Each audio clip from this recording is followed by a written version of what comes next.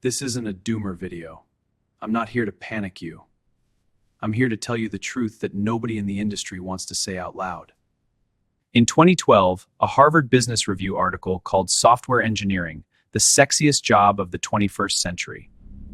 In 2019, every career counselor, every YouTube channel, every LinkedIn influencer was screaming the same thing. Learn to code. Code your way to a six-figure salary. Code and you'll never worry about money again. And millions of people listened. They paid for boot camps. They sat through 4-year CS degrees. They grinded LeetCode at midnight. And now, 5 years from today, a huge number of them are going to wish they'd done something else. They landed the job, got the MacBook, got the standing desk, got the beanbag and the open office. Let's start at the bottom of the pyramid, because that's where the collapse begins. The junior software engineer role, the entry point for basically everyone, is quietly disappearing. Here's what a junior dev used to do. Write basic CRUD functions, fix small bugs, build simple UI components, write unit tests.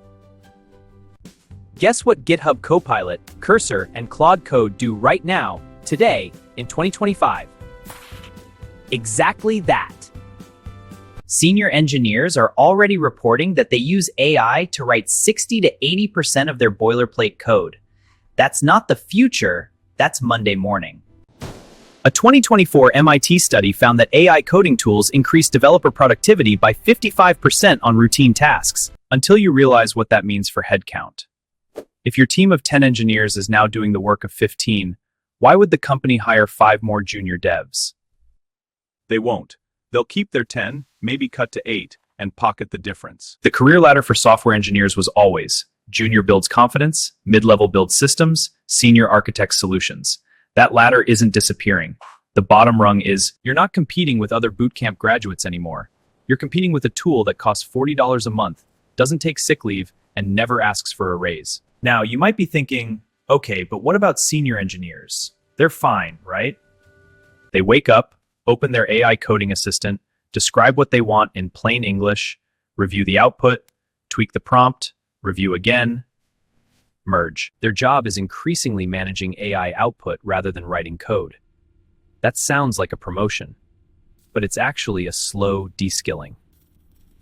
AI is wrong in very sneaky ways. It produces code that looks correct, compiles cleanly, passes basic tests, and then fails in production in a way that takes 3 days to debug. So the senior engineer is now being asked to be a high-level architect and a vigilant AI auditor and a product translator and a team manager. That's not a better job. That's 3 jobs for the price of 1. And if you think companies will compensate fairly, look at what happened to every other industry that went through automation. Productivity goes up, wages stagnate, headcount drops, executives celebrate. A lot of companies, especially startups, are now building their first product almost entirely with AI, with 0 engineers. They hire their first software engineer at Series A, not at founding. The engineering team is smaller, hired later, paid less because there are fewer of them competing for equity. The senior dev isn't losing their job tomorrow, but the ceiling is lower, the competition is fiercer, and the workload is quietly getting heavier. Let's talk about what most CS programs and coding bootcamps are still teaching in 25. Data structures and algorithms, yes. Object-oriented programming, still there. REST APIs, SQL, basic front-end frameworks, absolutely. You know what most programs are not teaching seriously? Prompt engineering, AI system design, how to evaluate AI-generated code, how to build AI-native applications. The entire software development workflow has changed, and the education system is running about 3 years behind. You will graduate with skills that were fully relevant in 2022. In 2030, those skills will be table stakes, not differentiators. By the time you master React well enough to put it on your resume, some part of the industry has moved to something else. The half-life of a specific technical skill is getting shorter, not longer. The cruel thing is, the fundamentals matter more than ever. But the fundamentals alone aren't enough anymore. This isn't speculation. Let's look at what's actually happened. 2022 and early 2023, massive tech layoffs. Meta, Google, Amazon, Microsoft all cut tens of thousands of engineering roles. Everyone said it was a post-COVID correction. Hire in a boom, cut in a correction. Normal cycle. Except, The rehiring hasn't happened at the same scale.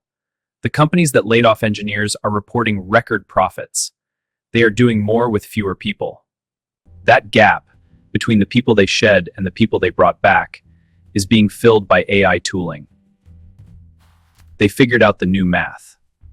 Entry-level software job postings in the US dropped by over 30% from 2022 to 2024. The competition for those remaining spots has gone up.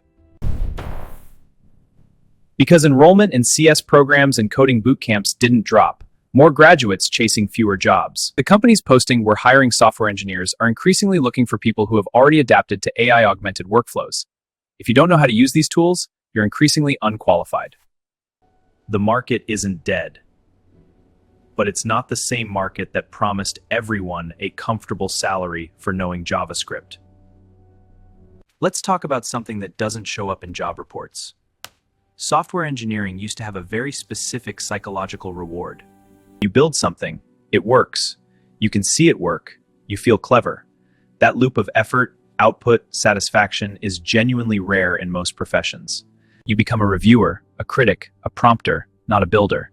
Surveys report a strange new form of imposter syndrome. Not I don't belong here, but I don't know if I still can do this. And then there's the speed trap. AI makes you faster. Your manager notices you're faster. Now the expected output doubles. You're always slightly behind a pace that keeps accelerating. The tool that was supposed to give you breathing room instead raised the bar of what normal output looks like.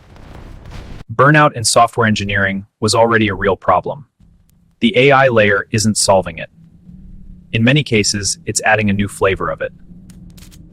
Okay, I told you this wasn't just a doom video. So let me tell you what actually matters. The engineers who will be fine, they stop thinking of coding as the skill. Coding is a medium. Problem solving, systems thinking, deeply understanding what a user actually needs, those are the skills. They learn how to work with the AI, not compete against it. The ceiling for a human plus AI engineer is higher than a human alone engineer. They develop a domain vertical. The engineer who deeply understands healthcare or supply chains or legal systems is not easily replaceable. The code is the easy part. They learn to communicate.